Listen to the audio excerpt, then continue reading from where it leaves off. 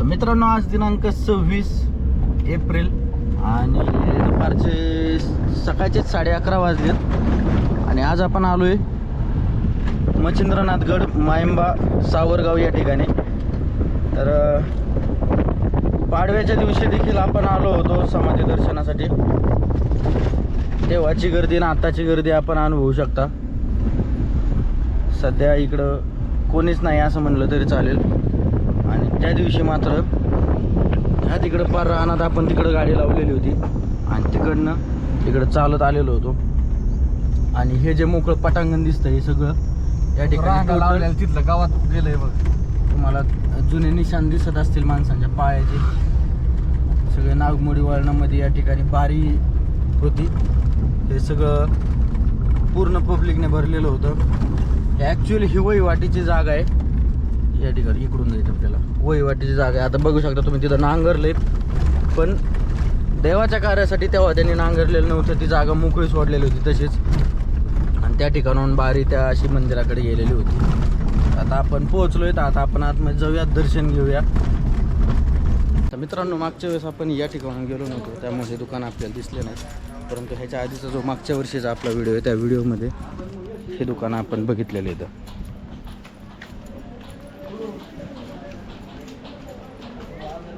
एवढ्या मोठ्या एकाकी डोंगरावरती, जवळ गाव पण नाही लय मोठं, पण दुकानं बघा किती मोठी आहेत. दुकानच दुकानं. आणि त्या दिवशीची गर्दी आणि आजची परिस्थिती यामध्ये जमीन आसमानाचाच फरक म्हणावा लागेल.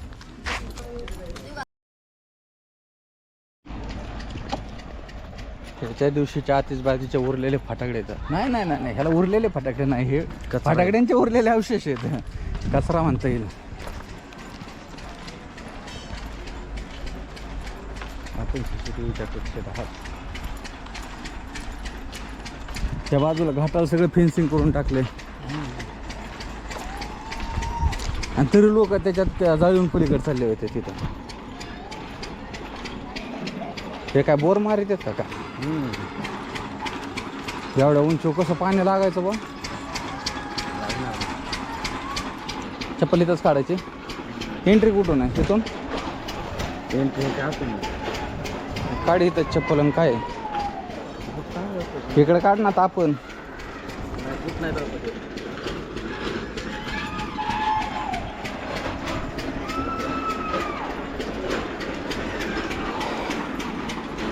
मागच्या वेळेस ही सावली वगैरे काहीच नव्हतं मला वाटतं मागच्या व्हिडिओवर.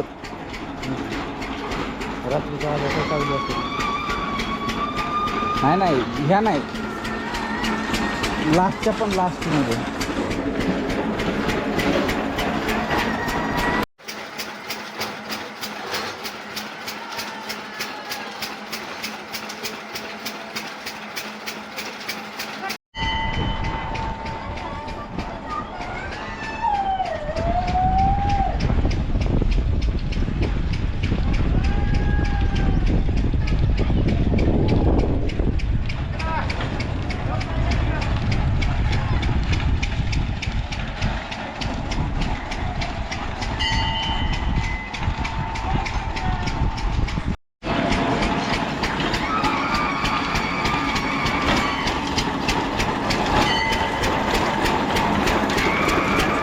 बोर मारताय का पाण्यासाठी?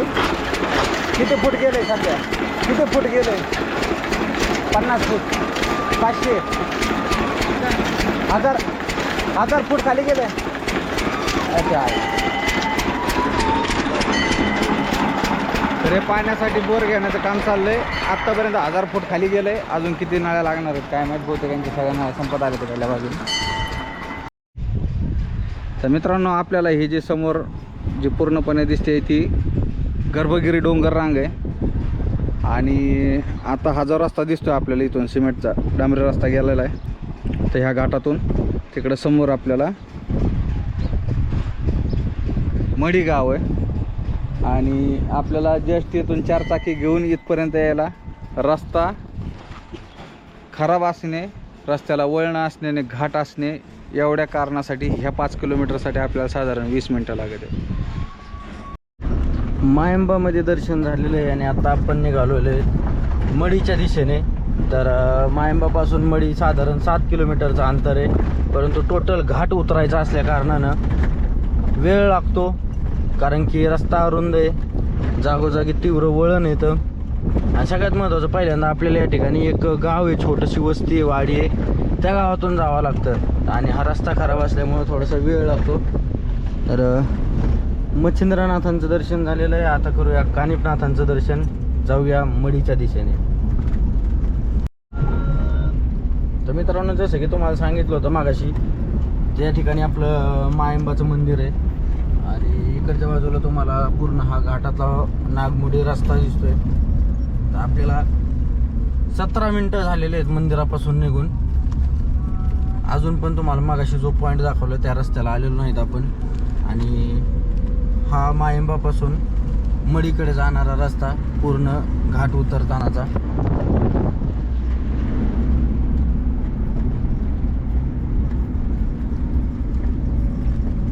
पावसाळ्यात आले इथं तर कोकणात आले. हो, इकडून सगळं पाणी वाहत येतं. इथं पण एक पूल आहे, इथं पुढे एक पूल आहे, इथं छोटासा बंधारा केलेला आहे. टोटल इथं पाणी वाहत असतं, कारण हा गर्भगिरी डोंगर आहे, उंच डोंगर आहे, पूर्ण पावसाचं पाणी हे ठिकाणी बघू शकता तुम्ही. असं प्रत्येक ठिकाणाहून पाणी वगळत खाली येतं. तर असा हा गर्भगिरीचा डोंगर आपण सध्या उतरतोय. या गर्भगिरीच्या डोंगरात समोर दिसतंय ते आपलं मच्छिंद्रनाथगड मायंबा. गर्दी खूप कमी होती, खूप छान असं दर्शन झालं.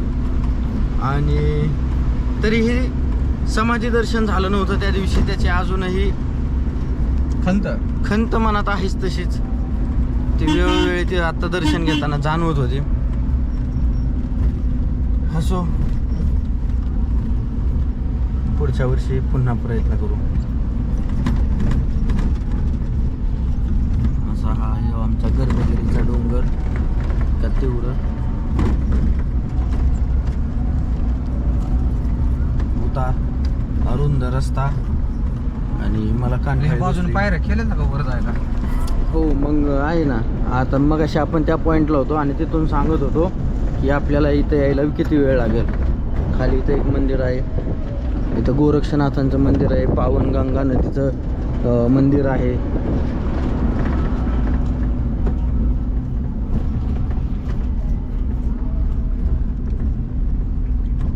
स्वयंभू अमृतेश्वर मंदिर, गर्भगिरी पर्वत आणि पवना नदीचा उगमस्थान.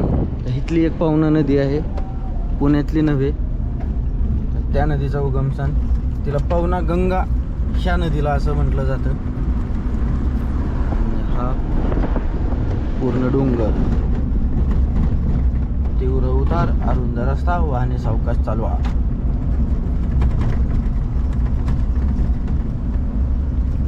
पावसाळ्यात येऊया आपण इथं. अपघात समय मदत करा, 108 इमर्जन्सी नंबर लक्षात ठेवा.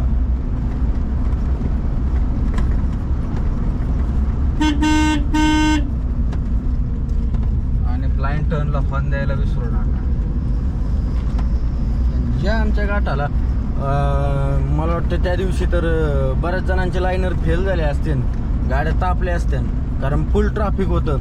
उतरणाऱ्या गाड्यांना ब्रेकवरच कंटिन्यू चालावं लागत होतं आणि चढणाऱ्या गाड्यांना विषयच नाही, कंटिन्यू लोडवरती. पुढचे थांबले की सगळे उतारालाच उभे.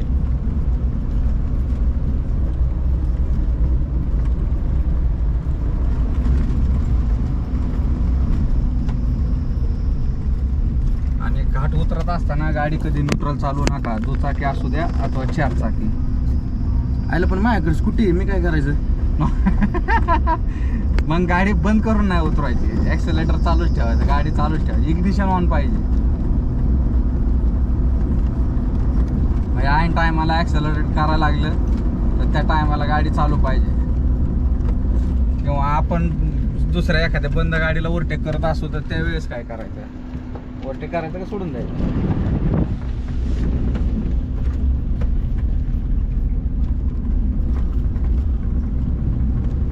असा हा 6 किलोमीटरचा घाट आहे. आणि खरं तुम्हाला सांगायचं राहिलं, त्या घाटाच्या दोन्ही बाजूला तुम्हाला करवंदाचे जाळे दिसतील. आणखी करवंद चालू झालीत का ना माहीत नाही, कारण घाटात अचानक उभं राहणं बरोबर नाही. आणि मायंबाच्या मागच्या बाजूला देखील करवंदाची भरपूर झाडं आपल्याला बघायला मिळतात. पण आपण तिथं काय थांबलो नाही.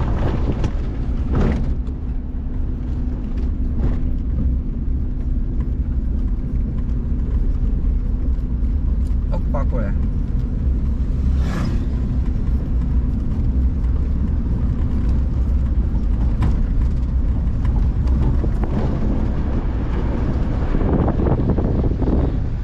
मढीचं कानिपनाथांचं मंदिर आता पूर्णपणे क्लिअर दिसायला लागलेलं आहे. आता 1 मिनिट, टू व्हीलरवाला लय सुसाट आलाय गो. हुकलाच तरी पण इथून चढला ते वरती. आता मला सांगा, त्यांच्या एवढ्या रॉंग साईडने जर गाडी चढवली तर पुढचा काना चिकटणार त्याला येऊन.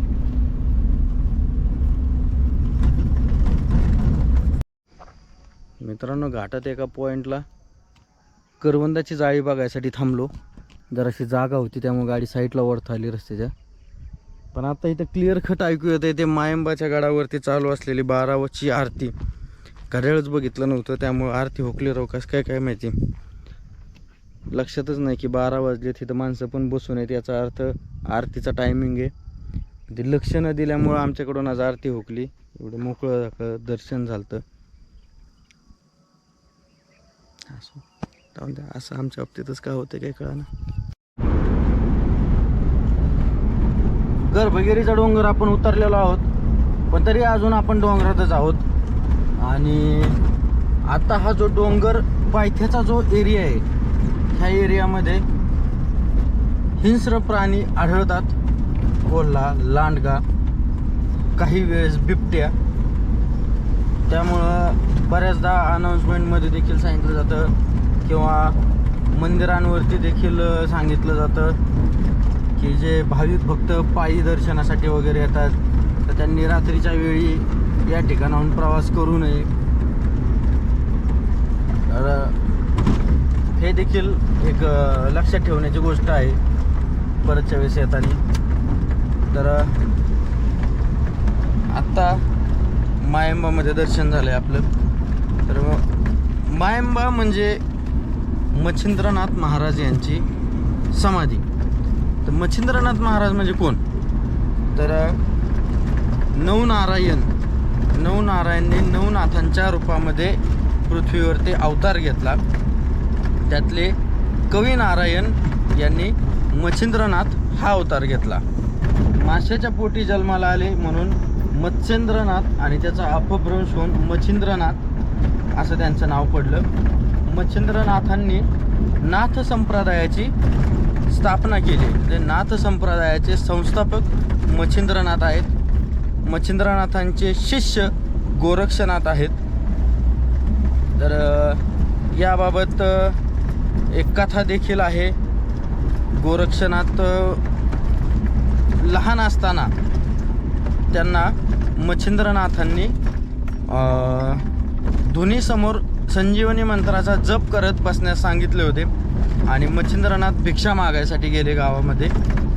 तेव्हा मच्छिंद्रनाथांचे काही सवंगडी त्या ठिकाणी आले आणि त्यांनी सांगितलं की गोरक्षनाथाचे बालसवंगडी त्या ठिकाणी आले. ते म्हणले, गोरक्षनाथा तू पण आमच्यासोबत खेळायला चल. परंतु गुरुचा आदेश आहे संजीवनी मंत्राचा जप करत धुनीसमोर बसायचे. त्यामुळे ते काही बोलले नाही. त्यांचा संजीवनी मंत्राचा जप कंटिन्यू चालू होता. परंतु परत काही वेळाने त्यांचे सवंगडी आले. ते म्हणले की बाबा आम्ही चिखलाची बैलगाडी बनवली आहे, छान असे बैल बनवलेत, पण हे बैलगाडी चालवणारा हाकणारा गाडीवानच नाही बनवता आला आम्हाला. तर आम्हाला एक मातीचा पुतळा बनवून दे का असा छोटासा. तर आता सवंगड्यांसाठी गोरक्षनाथाने संजीवनी मंत्राचा जप चालू असतानाच एक छोटासा मातीचा पुतळा बनवला. पण विषय असा झाला की संजीवनी मंत्राचा जप चालू होता, त्यामुळे त्या मातीच्या पुतळ्यामध्ये जीव आला आणि ती बैलगाडी धावत सुटली. तर अशी एक कथा आपल्याला सांगितली जाते गोरक्षनाथांच्या बाबतीमध्ये. अशा गोरक्षनाथांचे गुरु मच्छिंद्रनाथ. तर मित्रांनो, या ठिकाणी आपल्याला समोर एक पिवळ्या रंगाचं खंडोबा मंदिर दिसत आहे. तर मढीवरून येताना किंवा मायंबावरून उतरताना या ठिकाणी आपल्याला 2 फाटे फुटतात. त्यातला एक रोड जातो मायंबावरती आणि उजव्या बाजूला रोड जातो वृद्धेश्वर महादेवाकडे. तर हा समोरून येणारा मढीवरून येणारा रस्ता आहे.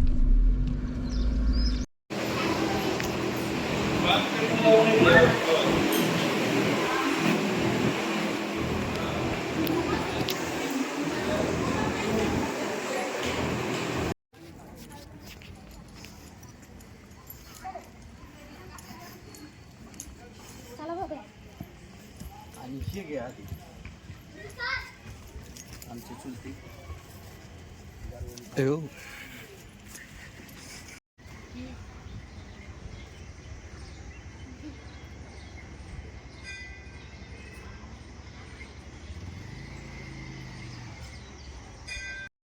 मित्रांनो, अशा पद्धतीने मढी या ठिकाणचं पण आपलं दर्शन झालेलं आहे. मढी आणि मायंबा हे दोन्ही एकाच रूटमध्ये कव्हर करता येण्यासारखे दोन्ही नाथ मंदिर आहेत. तर दर्शन झाले आणि आपण परतीच्या मार्गाला लागतोय.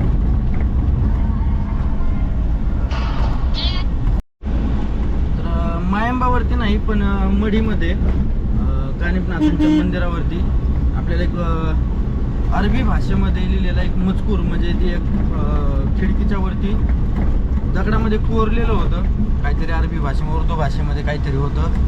तर ते या ठिकाणी का असा जेव्हा प्रश्न पडतो तेव्हा त्याचं उत्तर असं आहे की नाथांची मंदिरं खूप वर्ष जुनी येतं. मुघलांच्या काळामध्ये जेव्हा ह्या नाथांच्या समाधींचं जेव्हा सापडले तेव्हा मुघलांनी काय केलं की हे हिंदू मंदिर आहेत परंतु हे मुस्लिम मंदिरं वाटावेत ह्या दृष्टीने त्यांची रचना देखील केली. त्यांच्या समाधीवरती चादर चढवली, गलब चढवली. त्यामुळे थोडक्यात ह्यांना थोडंसं पीर टाईप किंवा मुस्लिम समाजाचं मंदिर यासारखी एक त्यांची रचना केली त्यांनी. त्यामुळे आपल्याला या मंदिरावरती आपल्याला तो उर्दू लेख आढळतो. तर मित्रांनो, आत्ता वाजलेत रात्रीचे 8:30. मढी आणि मायंबा हे करून शेवगावमध्ये थोडंसं काम होतं, त्या कारणास्तव आपण थोडंसं पुढं गेलेलो होतो. तर ते काम उरकून घरी यायला आपल्याला 8:30 वाजलेत. घराच्या थोडं जवळ आलेलो आहेत आता आपण. तर आपला हा व्हिडिओ इथेच संपला असं मी जाहीर करतो. तुम्हाला आपला व्हिडिओ कसा वाटला ते आम्हाला नक्की सांगा. व्हिडिओला लाईक करा, शेअर करा, कमेंट करा आणि आपल्या चॅनलला सबस्क्राईब करा आणि पाहत राहा MH सोळा प्लस.